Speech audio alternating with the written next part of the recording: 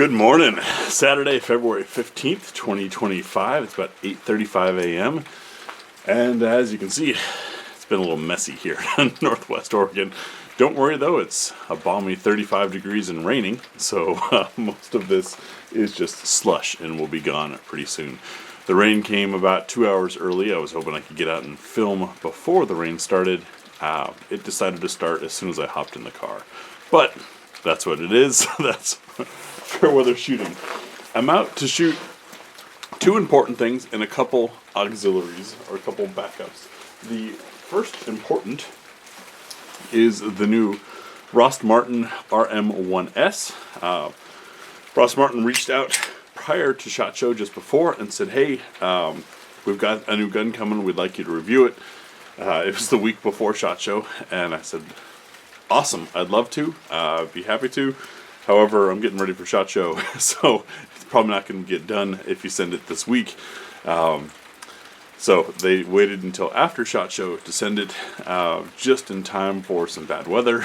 And now we've got this, and next weekend I'm headed off to Germany for Enforce TAC and EWA Classics. If you're unfamiliar with those, they're sort of the SHOT Show of the world, or of Europe at least. Enforce TAC is a military and law enforcement only show. It has some really fascinating stuff, but also you got to keep in mind some things that are military law enforcement only in Europe end up in civilian hands here in the U.S. So there's some good potential there. And then EWA Classics is the consumer side. It's of course leaning a little more on the hunting and target shooting, since that's what's more popular in Europe. But there's also a lot of great companies, and that's where last year I was able to have a lot of great quality FaceTime with some really cool companies who may not be huge in the US yet, but had a great product. So I really appreciated the time there. From there, I'm following on to Finland for another week for business. So, yeah, I'm going to be away from the range for the next probably 3 weekends or so. And so this is basically my only weekend to shoot. So rain or not, snow and slush or not, got to get this done. So that's what I'm out here for. I did change the backstrap to the larger backstrap in the tabletop. Of course, can't show that anymore on YouTube, but you knock this pin out and then it slides off. You notice it's got this more pronounced hump. It's not quite the Glock hump, but it did, now I can't see the camera, it fills very nicely into this void here on my hand. So I'm hoping that I'm going to like that, because I did not bring the other ones back out. Sometimes I shoot guns as they come. Sometimes when there's backstraps, I swap and figure out the feel between them. But with this being a two-finger gun without the extended magazine, it's basically a subcompact. I wanted to swap that out.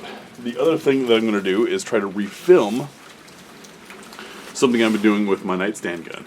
This is a Bursa TPR9.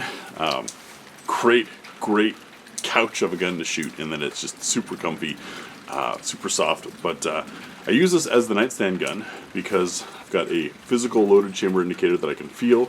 I equipped it with night sights. These Bursas take SIG cut sights. I believe it's the number 8s. I don't know, check with Bursa before you buy a sight. It's either the number 8s or number 6s. But put in some night sights, and then I have a light laser combo from Viridian that is replacing the old light that was on there. While zeroing that, I thought it would be a good time to redo the advantages of lasers video that I did years ago. Lasers, I think, have much more potential use. Wow, this is even visible light in the snow out here. Have much more potential application than the initial batch of marketing. If you guys remember lasers around 2013 to 2015-ish, there was a lot of bad marketing for them, and I think that led people to dismiss lasers. I see a tactical advantage with lasers that not many folks talked about, and I covered it in a very old video that was filmed maybe 2016, 2017, and I thought I'd redo that with this thing. But anyways, those are the two that I want to get done. The bonus ones, depending on weather and energy, is the SIG 1911X. If you saw my original shooting impressions video of it, The enclosed emitter dot that came with it, the Romeo X, great dot, but it fogged up on the inside. And I actually shot that whole review after the full mag plus one with an occluded optic, which does show that it could be done, but a lot of people said, hey, I want to see what kind of groups you can get and how it shoots with just the irons. Now, about that dot fogging up on the inside, I immediately, of course, reached out to SIG. By the time I got home, the dot was clear. I wanted to take pictures and send it and be like, hey, SIG, what's going on with this? I got home, the dot was fine. But out in, I think it was 34 degrees and raining that day, so kind of similar to this, I suspect that as the gun heated up, the dot heated up, and that temperature difference caused the fogging. And normally that shouldn't happen in an enclosed thing that has been nitrogen purged. So maybe there was some type of leak. SIG's like, oh yeah, that's wrong, that shouldn't have happened, immediately gave me a return label, and they've replaced the dot since. But before I go mount that new one, I wanted to spend a little time on these irons. They are the X-ray sights, which I really like from SIG, so I expect good things. The pistol itself was spectacular. And then, if I'm really stretching it, and this is really stretching it, I want to spend some more time with the XP Pro. I was really excited about this pistol when I saw it at EWA Classics last year, and then super excited to hear that Fusion Firearms would be importing them and had made some improvements and things, and it was overall a pretty good gun. Something about it though was just a little off to me. I don't know if it's the grip. I feel when I pick it up, I get an impact spot down here, and I think that's the grip just because it's using Glock magazines, which is, depending on which side of the fence you're on, the best thing or the worst thing about a gun is to use Glock magazines. They're inexpensive, they're readily available, and people who have been shooting for a long time likely have a lot of them because Glocks used to be the best thing out there. They're certainly less expensive than your standard double-stack 1911 magazines and easier to find. So that's the advantage. The downfall is Glock magazines are unnecessarily large in outer diameter because they've done this steel liner plastic sheath thing, and Glock magazines are meant for that funky Glock grip angle. So when you marry that to a 1911, you get a 1911 that, I mean, it still points right. It's just there's something on this tail end here. Maybe if I pull this magwell off, it'd be different. I don't know. I didn't bring the shorter pin that I would need to swap to after the shoot. I should have thought about that ahead of time. This is what happens when life is busy. Speaking of life being busy, I've changed employment in the last month to a new job that has me a bit busier and a bit more random, unpredictable of a schedule, which may mean slowing down a little bit on GBGuns. For almost 10 years, I've done 2 videos a week. That's meant about 50 guns reviewed a week, or a year. For 10 years, it's a lot of guns. And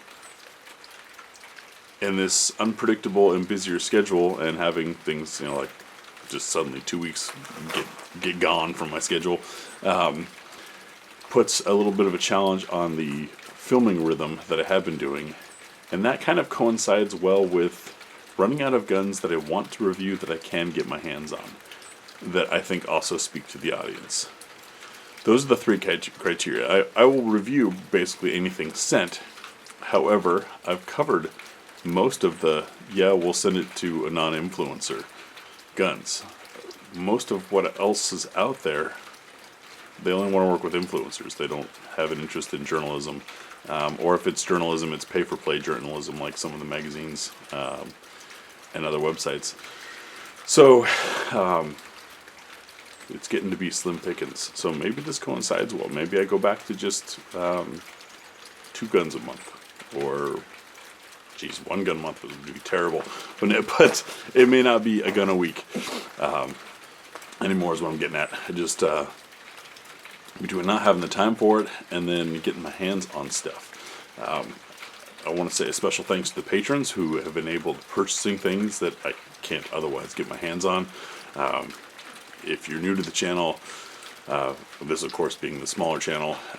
But the way things work on the main channel is I don't take any money from manufacturers. If they send a gun, I'll review it. And that's basically the way it works. But because I don't take any money from manufacturers, I don't do ad spots, I don't do ad reads, I don't do paid placements. There's not a lot of funding for the channel other than what I've got spare cash for and what the patrons have supported. So the patrons have really enabled and helped quite a lot. On top of that, the Ammo Squared supporters, you guys have really helped. I just got 80 pounds of ammo arrived last week to help keep the channel fueled, and that has really helped. And then, of course, on the website, there are affiliate links. If there's something you purchase through the website, it doesn't add to your cost, but the vendor retailer kicks back a small percentage. It's usually like 5% back to GBGuns. And that currently goes just to help keep the website running. But on a good month, yeah, it gives us a little bit of cash to buy another gun or something like that. Since this is the small channel, I'm just venting and ranting here, going on a little bit of a tirade. The flip side of just buying those guns that aren't sent is now we are spending money to effectively support a company that doesn't necessarily support the channel. And that's something I kind of don't like doing. Sometimes it needs to be done. For example, there's a major manufacturer out there who has a 12-page contract that any media wanting to review has to sign. And that contract includes such things as not making any disparaging remarks. To me, that's not ethical as a journalist. If I were to sign that in order to get my hands on those guns and then withhold information from you in a review, that's influencing, that's not reviewing, and I can't do that. But that company, being as large as they are, often has guns that a lot of people are curious about. That's a time when, yeah, we just buy it. But I can't do that all the time. At least not currently. There's not enough patrons, not enough folks clicking on the website. So that's kind of the situation we're in. This rain wasn't supposed to start till 10. It started at 8. Does that mean it's going to be done early, or does that mean it's going to get serious at 10? I don't know. I should probably get to it. I'm going to get working on this. The Rost Martin, first and foremost. Patrons, you guys can look for the shooting impressions video. You already have the tabletop video. And then if the weather holds, we'll get to the laser. And if the weather and I hold, we'll get to the SIG and the AirMox Fusion. Thank you guys for 10 years support. It's been a lot of fun. I've learned a lot of things. I hope you've enjoyed the My Carry Journey video. That video was also done by patron request. I wrote a magazine article on it, very similar to that a couple years ago, because I think there's some value in learning from what other people have thought they wanted, their experience with it, and why they moved on. And I've had a very fortunate opportunity through lots of work to try a lot of different handguns, and that means I've had a lot of choices to go through that otherwise financially I wouldn't have been able to do. So I hope you guys learned something from that or find something relatable in it. Remember, not every gun is perfect for every person, and vice versa. There are good guns, there are good shooters. Just because it's a good gun and a good shooter doesn't necessarily mean it's the right gun for them. So don't feel pressured into running whatever gun somebody suggested. Take a look at it. There's probably reasons why they suggest it, but find the gun that works for you. I'm gonna get to shooting. Thanks for watching. All right, I got 3 of the 4 done. It's getting a little cold for handling all metal guns. Something to keep in mind. That Rost Martin, I tell you what, if you're like me and you've stayed away from subcompacts because they're snappy or hard to control, that's probably a video you're gonna want to watch. I was pretty impressed with that thing. The performance of it was pretty good. I don't want to put any spoilers in this video here, but